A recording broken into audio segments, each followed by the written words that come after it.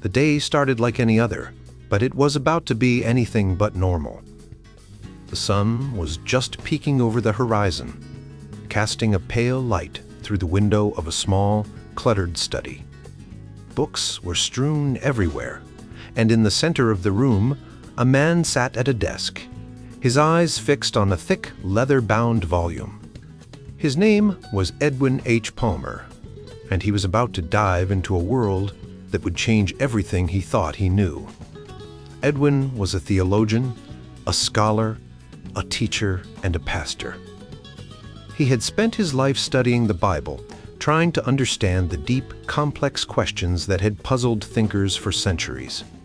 But today he was about to explore a topic that had been the source of heated debates and deep divisions: the doctrine of predestination. The book in front of him was The Bondage of the Will by Martin Luther, a powerful and controversial work that had stirred up a storm when it was first published. Luther argued that human will is in bondage to sin, and that salvation is a gift from God, not something we can earn or choose. As Edwin flipped through the pages, his mind raced with the implications. If what Luther said was true, what did that mean for free will, for personal responsibility, for the way we understand God? But Luther wasn't the only one who had something to say on the matter. Edwin's shelves were lined with books by other great thinkers who had grappled with these questions. Arthur W. Pink, in The Sovereignty of God, argued that God's will is supreme and that everything that happens is part of His plan.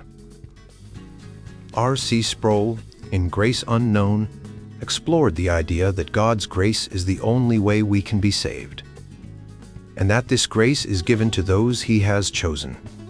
As Edwin delved deeper, he found himself questioning everything. Was God really in control of everything? If so, what about the evil in the world? What about the suffering?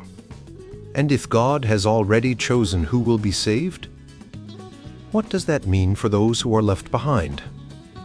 The more he read, the more he realized that these questions were not just abstract theological puzzles. They were about the very nature of God and the meaning of human life. They were about why we are here and what our purpose is.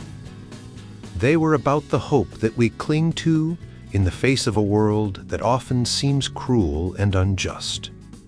Edwin's heart was racing as he turned the pages, his mind a whirlwind of thoughts and questions.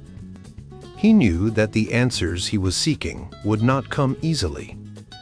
They would require a deep dive into the Scriptures, a careful examination of the arguments, and a willingness to challenge his own beliefs. But he was ready for the journey. He knew that the path ahead would be difficult, but he also knew that the truth was worth it.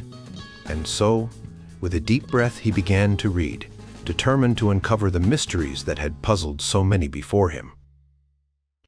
The journey was just beginning, and he had no idea where it would lead. But one thing was certain: nothing would ever be the same again.